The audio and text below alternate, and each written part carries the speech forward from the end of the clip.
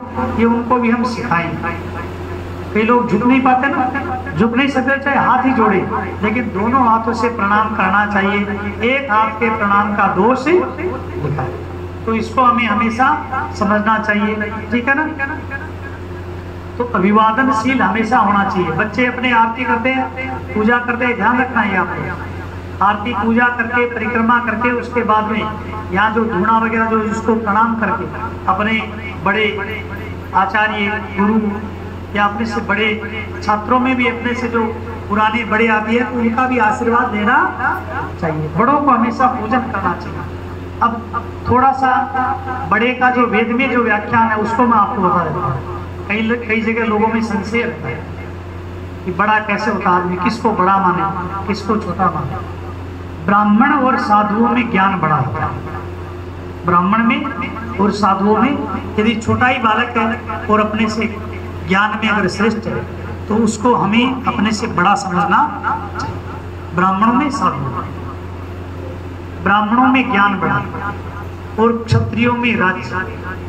क्षत्रियों में अगर किसी को, छोटे को भी यदि राजा बना दिया, खुद पद दे दिया, राजगद्दी मिल गई, तो उसी को बड़ा मानना, सभी क्षत्रियों को उसको बड़ा मानना चाहिए।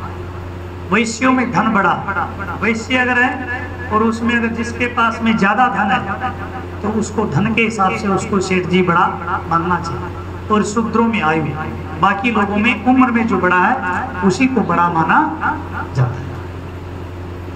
इसलिए अपने को क्या होना चाहिए, अभिवादनशील होना। अभिवादनशील का मतलब है नित्य प्रणाम करने की आदत होनी चाहिए। उठते ही जो है ना, अपने बिस्तर से उठते ही जो है ना, पृथ्वी आदि को प्रणाम करना। कितनों को प्रणाम करना चाहिए, कम से कम पृथ्वी को प्रणाम करना चाहिए उठते ही। पृथ्वी को प्रणाम करके और किसी शुभ का दर्शन करना चाहिए। शुभ के दर्शन में होती है गाय, होती है आदर्श कांच, कुछ भी नहीं होते, शीशा देखना, गाय होती है, नहीं अपनी जो हथेली है उसका भी दर्शन शुभ माना है। वैदिक ब्राह्मण का दर्शन शुभ माना है। तिलक लगाए हुए ब्राह्मण का दर्शन शुभ माना है। देखो, वैदिक ब्राह्मण और तिलक लगाए हुए ब्राह्मण दोनों को एक में।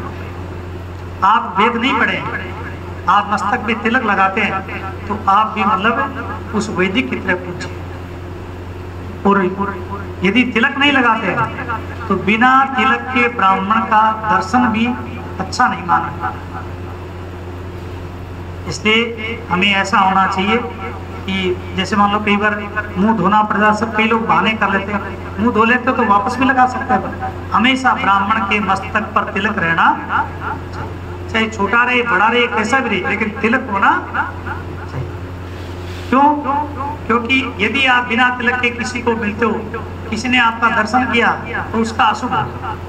किसी का बुरा करना, आपके कारण किसी का अच्छा हो, ऐसा हमेशा मन में चिंतन करना चाहिए। तो हमेशा तिलक हमेशा रखना चाहिए। बच्चे स्कूलों में क्या सीख लेते हैं, मास्टर जी आए तो उनको बताया हो रहा था कि मास्टर जी आते तो खड़े होना चाहिए, तो वो खड़े हो जाते हैं।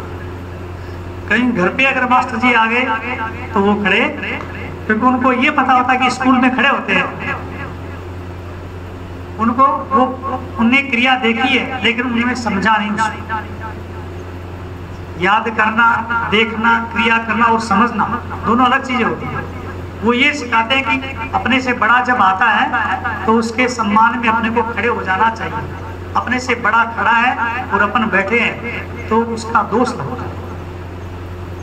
वेद की बातों को अगर अपन देखेंगे ना, तो इतनी चीजें हैं कि उनको अगर आपने समझ लिया तो आपके जीवन में कभी कोई दोष आने वाला नहीं होता। चोरी कहा, यदि आपने अपने घर में वस्तु उठा करके, खाने की चीजें चाहिए, रोटी उठा करके आपने खा ली, तो आपको चोरी दोष लगता है, चोरी करने का दोष लगता है। ये लिखा है।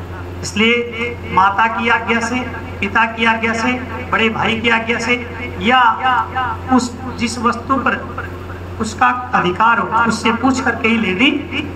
रोटी रसोई में रखी हुई है, पता कि आपके लिए बनाई हुई है, फिर भी क्या करना चाहिए कि माँ मैं रोटी खा लूँगा, तो आपको उस भोजन का दोष नहीं लगेगा।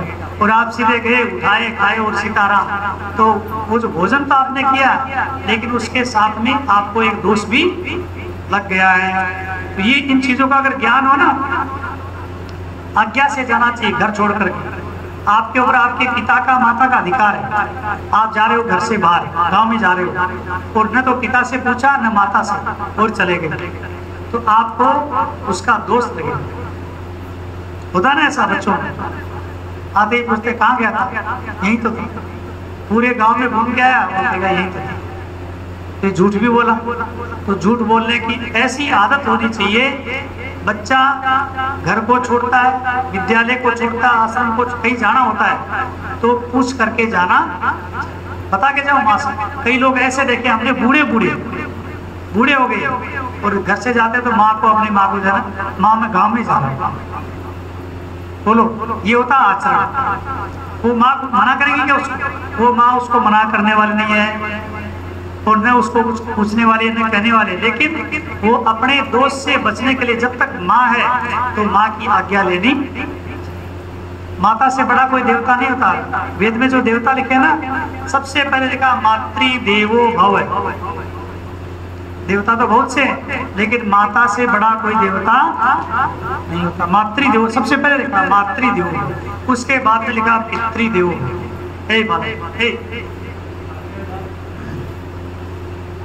दूसरे नंबर पर लिखा है पितृदेवो भव, उसके बाद में पिता देवता, तीसरा आचार्य देवो भव, तीसरा आचार्य देव, और चौथा होता अतिथि। बालक सीधे बैठो, क्या करते हैं, सीधे बैठो। पहला देवता है माता, दूसरा पिता, तीसरा आचार्य और चौथा अतिथि। इन चार को देवताओं में गिना गया। ये चीजें अपने को याद रखनी चाहिए। वैसे तो ये सब चीजें ऐसी है, इनको लिख लेना चाहिए कभी बताने के लिए अपने काम, क्योंकि जैसे मैं बता रहा हूँ ना, अब जो चीज आगे आ जाती है फिर कहीं ढूंढने पर भी, तो ये चारों चीजें, अतिथि अपने यहाँ कोई मेहमान आया ना तो कभी भी अपने माथे में सल नहीं डालनी चाहिए। अतिथि आया अपने घर में तो कोई भाग्यशाली व्यक्ति होता, उसके घर में कोई अतिथि आता। ये हमेशा विचार रखना, कभी भी कोई किसी का खाता नहीं है, ये ध्यान रखना। खबर कहे ना, दो आदमी आ गए यार, दो को भोजन करा दिया, है ना, 100-200 रुपया खर्चा हो गया। कभी भी कोई भी अपना खाता सब अपना ही स्वयं का ही। अपने तो अपने आप को भाग्यशाली समझना चाहिए कि अपने घर में आकर खाया तो उन्होंने अपना ही है, लेकिन अपने घर में खाया। ये ध्यान रखना। दाने दाने पर लिखा